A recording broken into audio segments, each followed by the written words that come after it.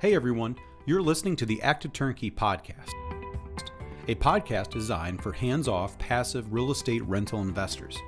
In the Active Turnkey Podcast, you'll hear Tom Olson and Jared Stoltmeister discuss all things turnkey rentals with other turnkey providers, service providers, and rental investors. Our goal is to help you reach your financial freedom and whatever comes after that. Let's go. Hey everybody, welcome back to the Active Turnkey Podcast. I'm your host, Jared Stoltmeister, and as usual, we have the Tom Olson with us today. Hey Tom. I'm here, Jared. We are getting podcasts done. Yeah. Ready to go for 2024. Yeah. We're going to make it happen. Yes, sir. We want to be a little more consistent with these, pushing them out to you guys. And we do get a lot of feedback from our clients who do like the podcast. And so, you know, we're sorry. We need to do more. Our intent is to do it. And sometimes we have literal fires to put out, like literally. And other times it's and then sometimes we have water to put out. Yeah, we had two of those this week. So stuff happens when you're doing this. But just bought a house. Actually, before we bought it, we found out there was a water leak and then we called the water company, and the water company said that the water's off. Yeah. Yep. And the water wasn't off apparently. Yep. And there was no heat at the house. Mm-hmm. And then when it got warmer, then the pipes decided to go pop, and then there's water all over the place, and there's like a foot of water in the basement. Mm-hmm. And then we pumped it out. But, you know, there's a lesson here to be learned, folks. Yeah. There is a lesson. This is expert real estate tip guy right here. I'm coming to you right here, Tom Olson, expert real estate tip guy right here. When you're closing on a house, always make sure you go back and look at the house. Final walkthrough. Always. Do a final walkthrough before you buy. Yeah. We found out there was a foot of water in the basement, and it was still a good enough deal for us. We still wanted the house, but we still had the right to go. You have the right to go back. We've had houses where a tree has fallen down on the house the day before. Go back and look at those houses. And we found out that there was water in the basement, and they at least helped us pay to get it pumped out. I think we got about $1,500 credit on the deal. So don't be afraid to go back and ask for a credit. Condition change. So just make sure you do that. Anyway, so that's completely off topic today, but we wanted to get that expert real estate tip in there for you today. Yeah, absolutely. Yeah, that's very important and value. But we're going to get into something else, and I think this is near and dear to many investors. And frankly, really anybody who's interested in Gary. Yeah. And so the statement is where not to invest in Gary. So that's the name of the topic today is where not to invest in Gary, Indiana. And we're going to talk about that a little bit later in the show. Yeah. But we really wanted to talk. It was kind of a little bit of a trick there. I'm just gonna be. I'm just gonna be transparent. It was really about where to tell you where to invest in Gary, Indiana, not necessarily where not to. But it sounded better to say where not to invest in Gary, Indiana. Sure. So Jared, you know we've got some areas in Gary that we are really up on. We really think, hey, this is a good solid area. There's a lot of construction happening. There's a lot of rehabbing going on. These are areas that are turning. They're turning fast. Like, where should people be investing in Gary? So this is a question, and most of the time when I'm working with clients, you know, they don't know Gary at all. In fact, all of what they know of is the negative stuff. And so how do I on that And there phone is call, some. There is, and I tell them there is negative. I don't want to, we're not sugarcoating this at all. I mean, I did a video on Facebook the other day. So look me up here, the Tom Olson. Look at my Facebook, and I did a reel about. I was just driving down one of those bad kind of areas, and kind of a little bit of rough, couple blocks there. So there are those rough blocks. Yeah, they exist, and it's important to know that. That's not all of Gary, and that's not where we work.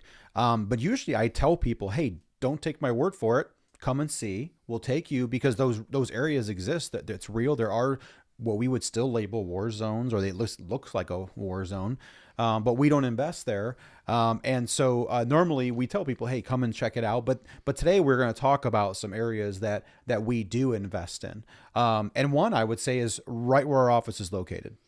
We would be right here. So on a map, and I'm going to highly recommend, I know this is odd for a podcast, and I think more people actually listen to us on podcasts than listen to or watch us on Facebook or watch us on YouTube. But I'm going to highly recommend, if you're watching this, or if you're listening to this, take the time and go back to the YouTube and watch this, because we're actually going to outline where these areas are at. Yeah. Because something to understand about Gary is the geographical footprint is massive. It's huge. It is. I know we're a city of about 70,000 people, but like the footprint is large enough to probably have 500,000 people. Like it really is. It's a massive size. Like the city of Gary is almost as big as the rest of the whole county.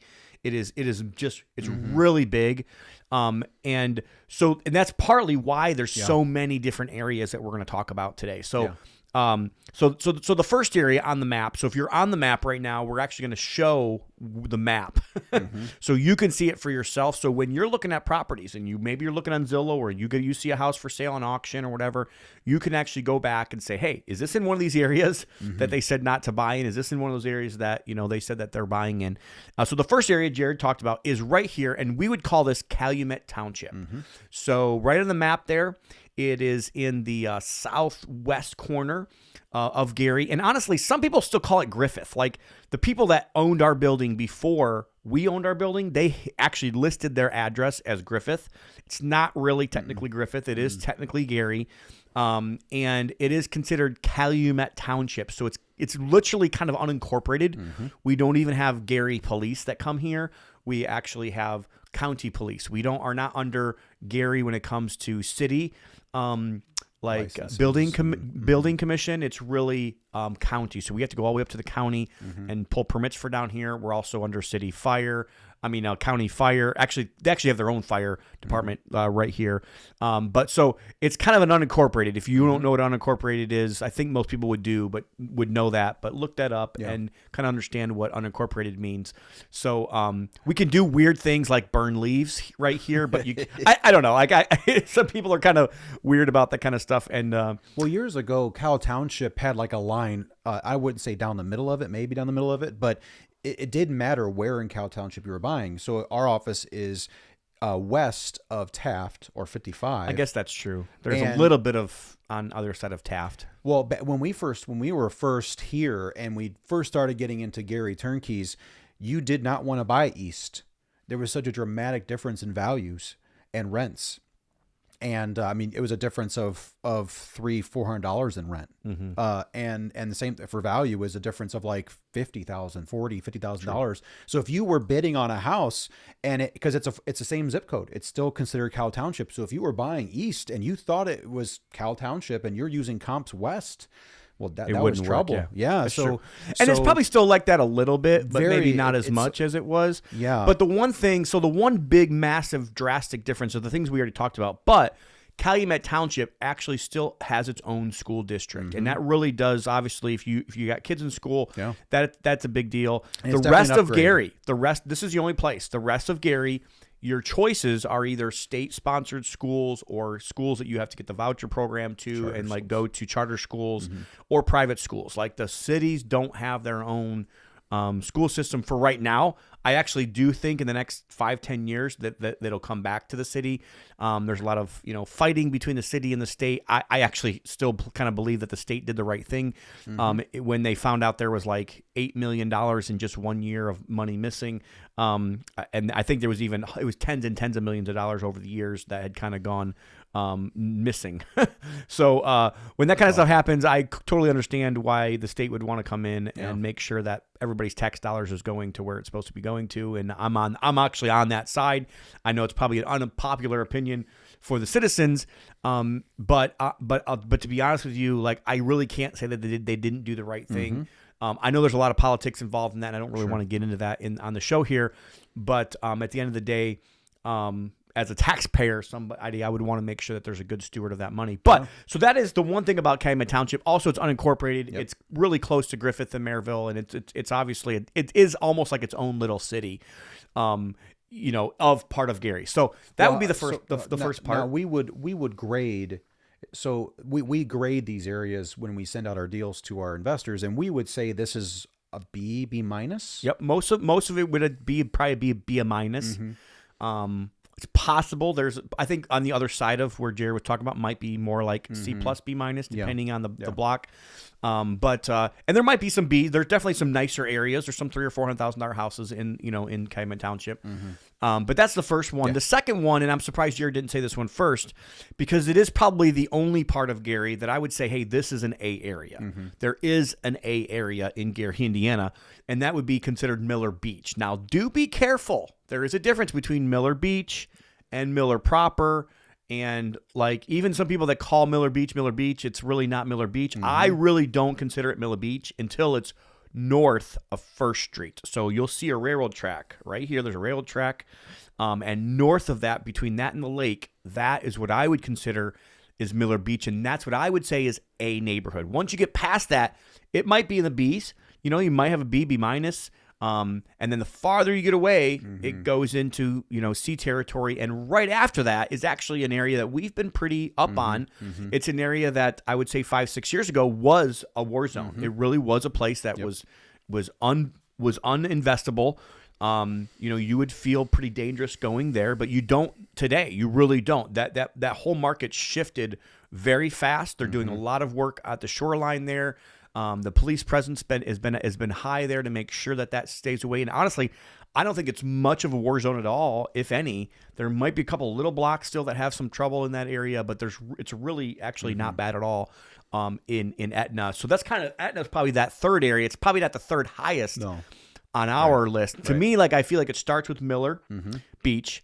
And then it probably goes to Calumet Township. And then I would probably go to Miller, if you want to call that next. Very small pocket. And then for me, the next part is actually where my house is at. So my house is actually right by the hospital in what would be called the Horace Mann area. So on the map right here in the middle, it's right there between maybe 5th Street and 10th Street. And it's not a huge area. And it probably only goes about 10 blocks.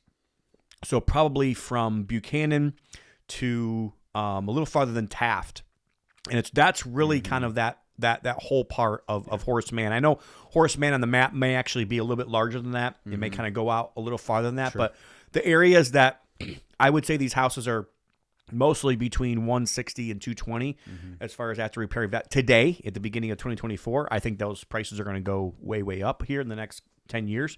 But that's an area right now that we're up on. Yeah, like we really do believe it's also. I mean, not gonna lie, I live there, so it's part of the reason why I'm up on it, because I want to make sure that right where I live is also we're doing as many deals there as we possibly can. And if I'm not going to do a deal there, I want another investor to do those. So I want all the houses that are not up to speed to be completely rehabbed. Very there. Nice neighborhood. And I think in the next couple of years we'll see that. We'll see in the next 5 years that we'll pretty much get through all of the houses in that little, maybe 5 by 15 block area. So that's where we're up on. The next area, Jared, would probably be what we used to call West Glen Park. Yeah. So that would be right next to Calumet Township. So right where Jared was talking about on the other side of Taft. So if you look at the map here, right on the other side of Taft, you go in a couple streets and then it turns to West Glen Park all the way over to Broadway. Now there's a subdivision called Morningside that does have really nice houses in there. These are like 3,000, 4,000 square foot houses. Also, you kind of go a little bit south of that, or a little bit north of that, sorry, and there is a couple of good, really strong blocks there that I think, again, as more and more of them get rehabbed, those prices are going to go up in value. So now, as you guys listen to this as a turnkey investor, the possibility of you guys getting houses in these areas, I'm just going to be honest with you, is kind of small. The only people that have houses in these areas today are people that listen to us back in 2018 and 2019 and did what we said to do. We were telling our investors then to move your money out of Hammond, move your money out of Maryville, move your money out of some of these other areas and move it to Gary. You had already gotten 100% appreciation in those areas in the last 5 years. And we were really strong on those areas at that time. Now, what have we seen, Jared? We've seen 100% appreciation in the last 5 years in the areas that we told people to move their money to. So this is why it's so important to have local boots on the ground, people that are not just like, naysayers, not just people that are even in the market, but people that really know their market, helping you and being part of what you're doing. So, Jared, those are the areas that I would say we're obviously the most up on. Mm-hmm. Now, give us some other areas that we are definitely buying in. So we did talk about Calumet Township, Miller Beach and Miller, Etna. Etna's probably, it's on our list. Yes. It's not the highest on our list, but it is on our list. Yeah. And we talked about West Glen Park. When we first started. Which actually, if you look on a map, it may say University Park because they're kind of changing what they call it. There's actually Indiana University is kind of right there as well in the middle of this. So that's partly maybe why they're trying to call it University Park. Well, University Park is also a gorgeous brick, a lot of brick over there. But again, that price point has really been pushed up today. So if you're looking for cash flow, that's probably not an area you want. Now, if you're looking for appreciation, that'll be a great spot. I think that's just going to continue to go up over a few years. But that's definitely one. Now, I'm not familiar with the name of the community. You might be able to help me with this, Tom. But right now, if you're looking at the map, you'd want to look at, what would that be? The northwest side of Gary. And really, this kind of happened pretty quick. A few years ago, this was just a lot of lower ARVs, not a lot of movement. But now we're seeing that pocket's starting to pop a little bit. So basically, north of Fifth Avenue, and again, there is some riffraff. Not gonna lie, like right between the Horace Mann area and right where that's at, and we are even doing some deals in those areas because like we're trying to get it to kind of all come together. But like just north of that area and then to the west, like right all the way basically next to Hammond, Indiana, that whole northern part, northwest part of the city is definitely like that seems to be.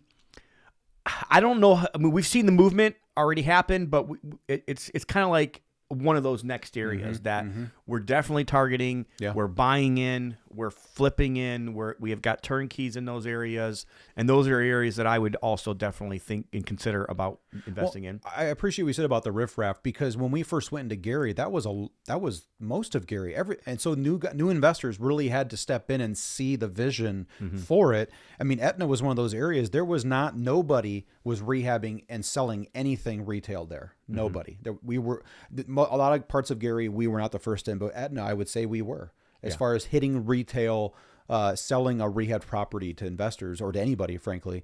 And so, I mean, if you can see the vision and see where the trends are going, and if you pick off 1, 2, 3 houses on a block or every couple blocks, it makes such a big difference. And we're not the only ones in these areas today. There's just so many investors because it's where there's opportunity for inventory. Now, there's 2 more areas that I would tell you that we're buying in that I would also consider. So one would be considered East Glen Park. So, West Glen Park, East Glen Park on a map are kind of like right next to each other. But East Glen Park basically picks up at Broadway. Now, there are still some rough streets there, and the farther north you go, the worse it gets. But the farther south you go, the more it's like Maryville. So, for instance, we just flipped a house on 52nd that sold for $210,000. That wouldn't have happened, honestly, a couple years ago. Of course. So just kind of like, really the north part of East Glen Park can be just as nice as almost any place. I would even call it a B minus, maybe even a B area. It's also block to block too, though. And it can be. You got it. So that's another area that we would buy in. And then also a place we were way up on. We've kind of pulled back a little bit. We still buy there.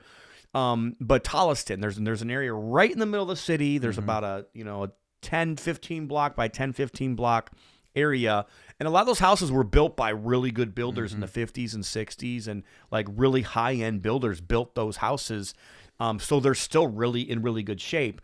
So that Tolliston area, now I will be transparent.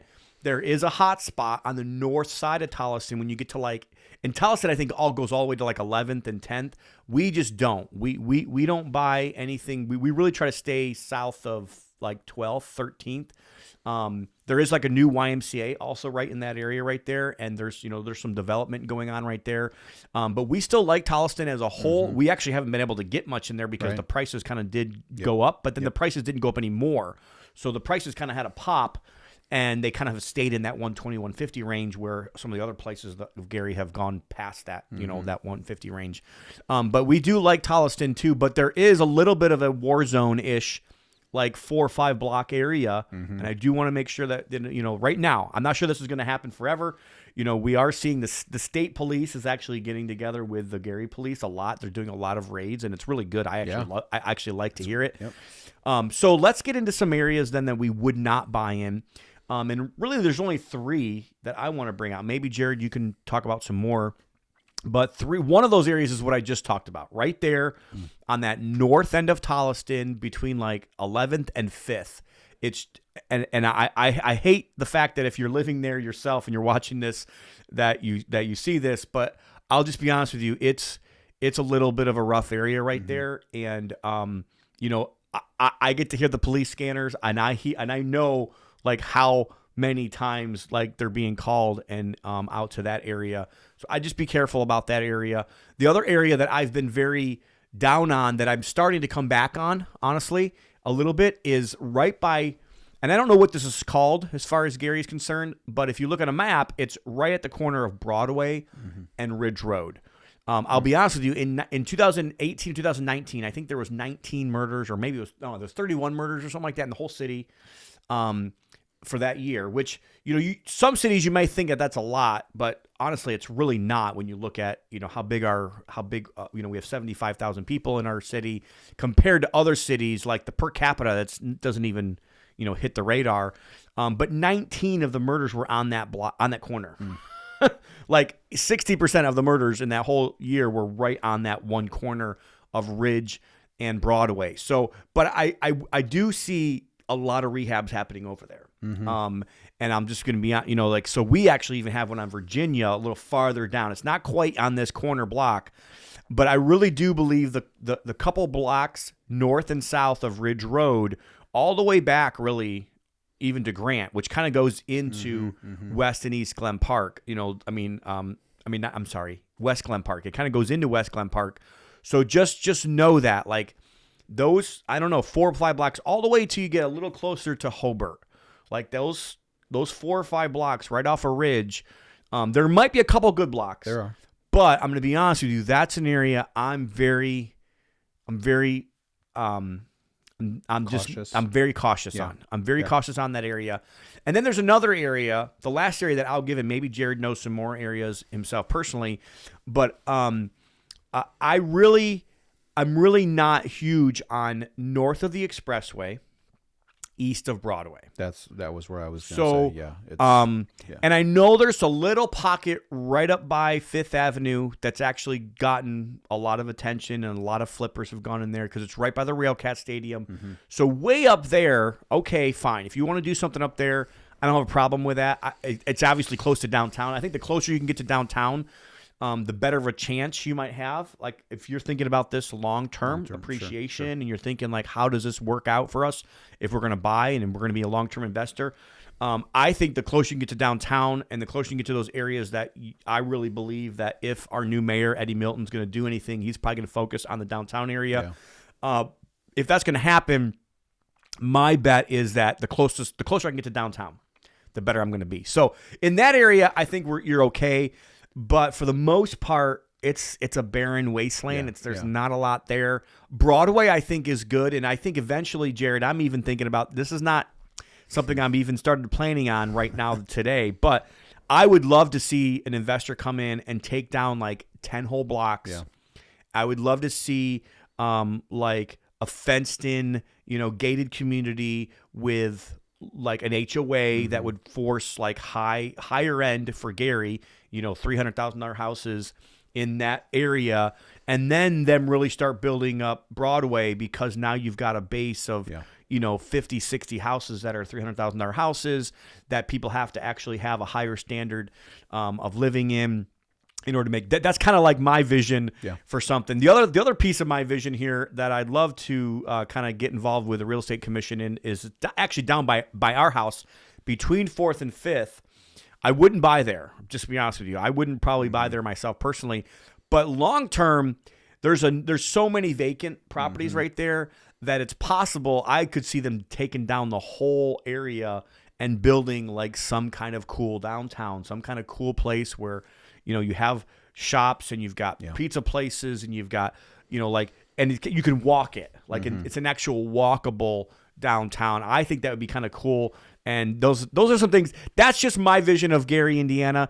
Hopefully you guys have enjoyed this. Anything else you want to add to that, Well, Jared? I would agree with Tom on the east of Broadway, north of 5th, like you said. I mean, if you want to see the prototypical war zone look, that's what it's going to look. There's a lot of vacant lots, a lot of burned down houses, beautiful gorgeous church building where the roof's just caved in, not used. It's the classic. It's what you would see for a classic illustration for a war zone type look. So that's definitely it. And we would say, hey, this is where we don't have houses right now. However, one thing I'm seeing, Tom, is the potential, like you're saying, the potential is there are a lot of projects in Gary right now. There's a lot, and everybody has to go. If you're going to go shopping, you have to go out. You have to go outside of Gary, and eventually the demand is going to be there. There's just too much. The way I would describe the area is there's not you don't see stores coming in. You don't see chain stores coming in Gary right now. This just hasn't happened yet. But eventually I feel like it's going to be forced. There's just so many people moving. That's what I'm really hopeful of the new mayor. I'm hopeful that he's going to come in and bring more business, and not just like mom and pop businesses. Right. And I as much as we love the local flair, I feel like the local flair is that downtown that I was talking about. Like create like a downtown that's all local places and doesn't have Starbucks, but also create Broadway that brings Starbucks, that brings some restaurants and name brand restaurants, and bring a Walmart. And again, like I know it's not there today. I'm not going to say that we're there today, but that, in my opinion, that's the next step. And if we can actually attract the business, I think this could be a whole different conversation we have in 10 years from now. So opening up 2024, we're just throwing this out there. We know this is a little bit risky to throw this out to everybody, but we wanted to give everybody our view. This is just our view as somebody who lives in Gary, who works in Gary, our offices in Gary, our property management companies in Gary, our construction companies in Gary. We invest in Gary. We loan in Gary. We know Gary. I'm not going to say better than anybody, but we know Gary better than anybody. I mean, as good as anybody, now we haven't lived here for 30, 40 years, but we've lived in the area for 30, 40 years. So just want to kind of start this year and show everybody, hey, this is what we think of Gary. And if you're buying in Gary, Indiana, the next podcast we're going to do is actually is going to be talking about, investors investing out of state. So especially if you're an out-of-state investor looking at Gary, hopefully you'll take some advice here and think about, hey, where am I buying in Gary? And if you have any questions, reach out to us. That's partly why we do this podcast, is to get business. We build rental portfolios for investors. And if you're looking to build a portfolio right here in Gary, Indiana, we would love to be able to help you find the houses, rehab the houses if you need us to rehab them, or sell them to you turnkey and then manage them for you long-term as well. If you need help with any of that, please let us know. You guys can reach out to Jared at, what is it again? Well, you can go to our website, onegroupnetwork.com, or you can email me at buyoneGroup.com. And Jared at buyoneGroup. Yes, and so Jared at buyoneGroup.com, and you can get on our buyers list. You'll get we'll send out some introductory emails about who we are, but for the most part, once you're on our list, we don't bombard you with a bunch of sales stuff. You get our deals when they come out, and you get an update on the podcast. So if you're interested in that, start seeing what these deals will look like, you can go to our website and join our list. Awesome. Well, that's going to do it for today, guys. Awesome. Active Turnkey, the best way to buy rentals. We'll see you next time. One Group Network makes no warranty, guarantee, or representation as to the accuracy or sufficiency of the information featured in this podcast. The information, opinions, and recommendations presented in this podcast are for general information only, and any reliance on the information provided in this podcast is done at your own risk. This podcast should not be considered professional advice. Unless specifically stated otherwise, One Group Network does not endorse, approve, recommend, or certify any information, product, process, service, or organization presented or mentioned in this podcast, and information from this podcast should not be referenced in any way to imply such approval or endorsement. Any third-party materials or content of any third-party site referenced in this podcast do not necessarily reflect the opinions, standards, or policy of One Group Network. One Group Network assumes no responsibility or liability for the accuracy or completeness of the content contained in the third-party materials or on third-party sites referenced in this podcast, or the compliance with applicable laws of such materials and or links referenced herein.